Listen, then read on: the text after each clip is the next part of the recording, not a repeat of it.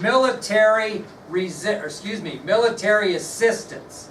So they weren't going to force you there. They would help you move from east to west if you signed the removal treaty. So by the end of 1833, 3 of these 5 Indian tribes that were living in the southeastern part of the United States, lands east of the Mississippi, agreed to sign treaties with the federal government allowing them to relocate them or remove them. They were the Creeks, the Choctaws, and the Chickasaws. So, which of these 3 was the first one to be moved? The Creek. And then the Choctaw were. And then they were soon followed by the Creek and then the Chickasaw. Oh, not necessarily.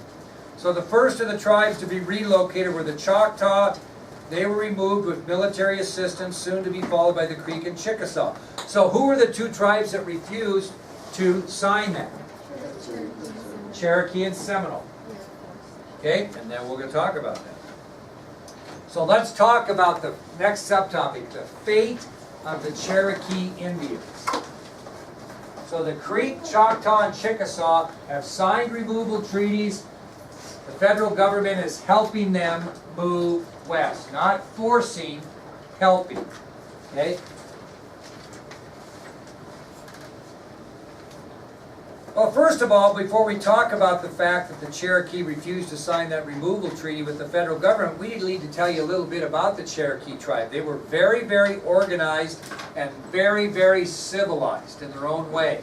They were very, very organized Indian tribe, very civilized. Okay, we'll give you some examples of that. What would you need to be very organized and civilized in people's minds? You would need their own government. Very good. And the Cherokees had their own government. They actually had their own written constitution that had a judicial system. It had laws, law enforcement, the whole thing. So they had an organized government within the tribe. Very organized government. Very good. They even had a written constitution. And they also had a judicial system with laws and law enforcement and courts. If you can believe that. They were very, very organized. What else might you need to have people think that you were organized and maybe more importantly civilized? A leader. What's that? A leader. Well, we'll get to that. That'll be part of the government. But that's right. We'll get to that man in a minute. What else would you need? What? Places to what? Very good. They had their own schools. And in order to have their own schools, they had to have their own written what? Language. So they had their own written language, which led to their formation of their own schools. Now they maybe didn't have the white man philosophy, but they had a government, they had their own written language, they had their own schools. They even had their own newspaper that they printed in their native language. So they were organized. They had organized a government, they had a written constitution, they had a judicial system with laws, law enforcement, and courts. They had schools for their own children. They had their own written language. They even published their own newspaper. They were as white as you could be without being white. Everything they did was in the native culture. But they used the white man's example. Okay? Well, one thing happened. We might have left them alone if it wasn't for one thing. And the same thing will happen later in history with Plains Indians. And something happened in the Black Hills in the 1850s and 60s and 70s. Yes, very good. They found gold in Cherokee land in Georgia. And as soon as that gold was found in Cherokee land in Georgia, white settlers wanted to rush in, right? So would that give you more of an urge, if you were the federal government, to relocate these Cherokee? You're darn right. Now, they tried to do it. It was interesting. When gold was discovered on Cherokee land, white settlers wanted to come and search and find that gold. And the state government of Georgia tried to force the Cherokee to sign the removal treaty. So they you got to step back. So the ones that stepped in and said, hey, you Cherokee need to sign this removal treaty, and if you do, the government will help you move west. They won't force you, they'll help you. So the government of Georgia put the pressure on for them to sign the removal treaty. Well, do you think the Cherokee said yes? No. They said no. And when they said no, the government threatened to seize their land. Why would they want their land, Brady? Full of gold, man. They want this land. So when they said no, we will not move west, they said, well, you don't move west, you don't sign these removal treaties, we will seize your land. So what did this Cherokee tribe do when they found out that the state of Georgia was going to take their land? What? Well, you think they would fight, but you know, this is how civilized they were. They appealed the state of Georgia's decision to what? The Supreme Court. They didn't fight and go crazy and be savages, so to speak. They were a civilized tribe with a government, with their own written language. When they found out that the state of Georgia was going to take their land illegally because they wouldn't sign the removal treaty, they appealed that to the United States Supreme Court. Who's the Supreme Court Justice? John Marshall. He's going to hear this case. So when the Cherokee tribe refused to sign the removal treaty, the government threatened to seize their lands, and then the Cherokee tribe appealed this illegal seizure of their lands to the Supreme Court under the leadership of Chief Justice John Marshall. Well, what is Marshall's going to rule? One of two things. That the state of Georgia has jurisdiction over the tribe and can claim their lands, or they don't have any jurisdiction over their tribe and can't claim their lands. They live in the state of Georgia, these Cherokee. They actually have a government within the government, right? So Justice Marshall puts all this into consideration, and he's either going to rule that Georgia has a right to seize their lands or they don't have a right. Jamie, what does he rule? He rules they don't. Very good. Every kid I ask says they do, because that's how we treated Native Americans. No, Justice Marshall rules in favor of the Cherokee. He says that the state of Georgia has no jurisdiction over the tribe and no legal claim to their lands. That's what the Chief Justice of the Supreme Court states in his ruling. Yep. Justice Marshall rules that the state of Georgia has no jurisdiction over the tribe and will have no claim to their lands. They do not have to sign anything. They can stay put and live as they have been. What do you think government officials in Georgia did when they heard that ruling?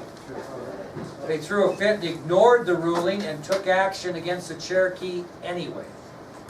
Now, who's the man that could step in and say, wait a minute, Georgia, you can't do that, man. The Supreme Court ruled you can't do that. Who believed in the power of the presidency? Jackson. Andrew Jackson. So when Jackson hears the complaint when he hears the complaint from the officials in Georgia about this Supreme Court ruling, how does Jackson react to that? He says, quote, Mr. Marshall has made his decision. Now let him enforce it. Right? So he said, yeah, okay. Supreme Court made their decision.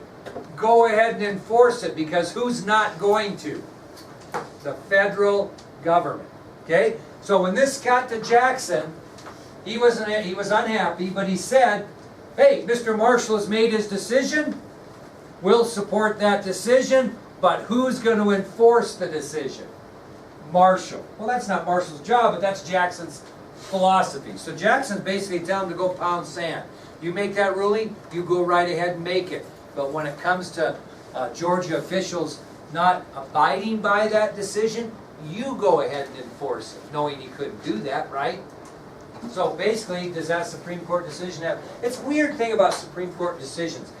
It's like way back in the 1950s, Brown versus the Board of Education. That was a Supreme Court decision that stated that you could no longer segregate schools, have schools for whites and schools for blacks. They had to be able to come together. Many, many states, especially in the Deep South, did not abide by that Supreme Court decision, even though that's what the law stated. They chose not to do that. Well, somebody's got to make them do it if they refuse not to, and in the case of civil rights, that took a long time to happen, okay? So, Marshall's on an island of his own. Well, despite the Supreme Court ruling, Cherokee leaders had no choice. Yes?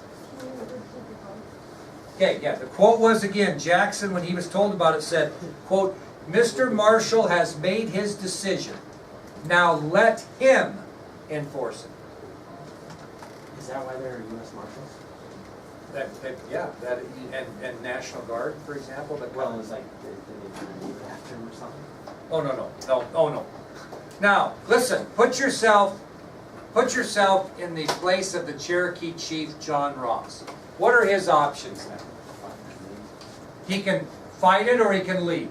Okay, so he's got to make a decision of what's best for his people. Well, finally in 1835, John Ross signs the removal treaty in exchange for being relocated peacefully. So finally in 1835, excuse me, I screwed this whole thing up, I apologize. John Ross is a Cherokee chief, but what is he going to do? He's going to refuse to abide by the treaty. I screwed that totally up. Finally, in 1835, Cherokee leaders, not including John Ross, agreed to sign the removal treaty in exchange for being relocated peacefully.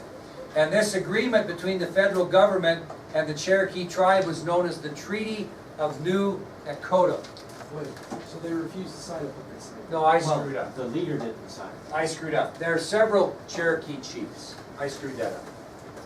All of them except for John Ross signed the treaty, willing to be relocated peacefully. I should have said that better, okay?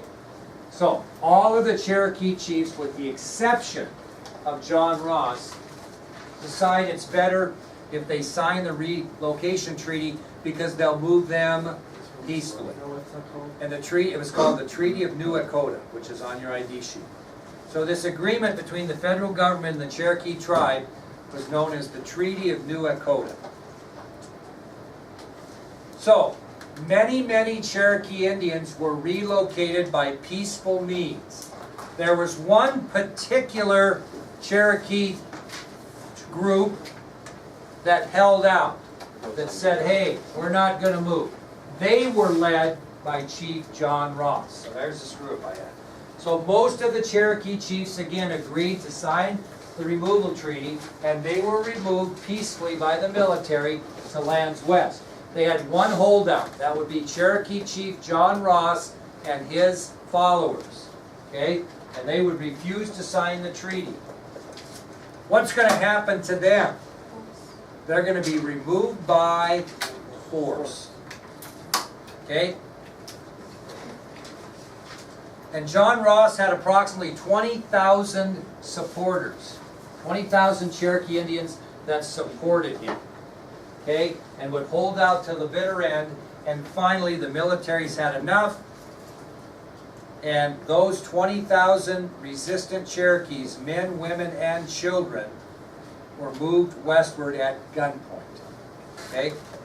So let me repeat that again. President Jackson is not going to support, right, the actions. As a result, most Cherokee leaders in 1835 signed the removal treaty in exchange for being relocated peacefully. This agreement is going to be known as the Treaty of New Echota. Many Cherokee Indians were relocated. There was a lone holdout, Cherokee Chief John Ross, and his 20,000 loyal members of the tribe held out to the last, and finally 20,000 men, women, and children were forced to move westward at gunpoint. So there wasn't a fight or anything? No. Showed up and- Yeah, no fight. Now, these remaining 20,000 were marched into the Indian Territory in the middle of winter. And 25% of the tribe perished along the way. So these 20,000 Cherokee, under the direction of John Ross, were moved by gunpoint in the middle of the winter, resulting in 25% of the tribe perishing. Now, if you know anything about Native Americans, they have a lot of Indian legends. And according to Indian legend, a flower of sadness grew in every spot a tear fell on the famous Trail of Tears. And the Trail of Tears is what they call this removal.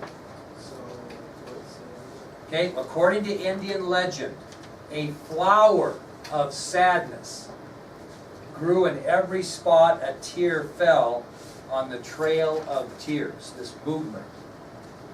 Anybody know what this flower of sadness was called? Cherokee Rose. And it eventually, believe it or not, became the state flower of Georgia. This is what a Cherokee Rose looks like.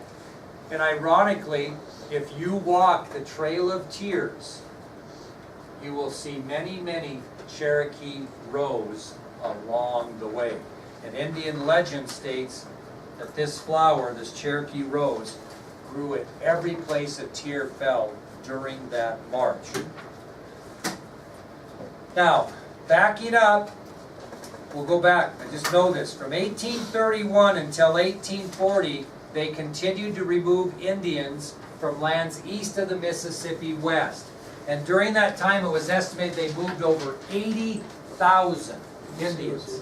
What's that? Yeah, from 1831 until the end of the decade in 1840. During that 9-year period of time, they estimated that they moved more than 80,000 Indians from lands east of the Mississippi into Indian Territory west. And they also estimated that during that removal, both peaceful and by gunpoint, that about 10,000 died along the way. So, a lot of people think that the Trail of Tears is simply the term that's used because of John Ross and those 20,000 Cherokee. The Trail of Tears actually is the sadness of marching Indians from 1831 to 1840 because of the Indian Resettlement Act. And that period of time, those 9 years, from 1831 to 1840, become known in American history as the Trail of Tears. So, it basically removed Indians. Now, tomorrow we'll tell you about the one Indian tribe we haven't mentioned. What did they do with the Seminole? Okay? What did they do with the Seminole? And we'll tell you about that tomorrow.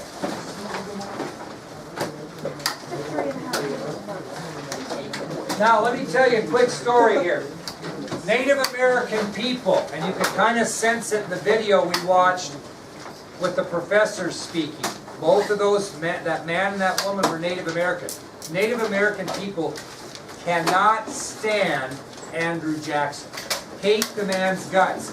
You watch Native American people. You go to everybody go to Riverton, the casino in Riverton? Okay. Go look at Native American people. I'll guarantee you they will not have $20 bills ever in their hands. Why? Because Andrew Jackson's on the 20. They will have 5s, 10s, and 1s. You will see very few Native Americans that will carry 20s. And you know that they're going to change Jackson from the $20 bill. Did you know that? Here they picked a woman, Harriet Tubman, is going to be the new face of the $20 bill the next time they go through a circulation. The Native American people will not carry $20 bills if they know the history of their people at all. They hate Andrew Jackson. Yep. If I come in during 7,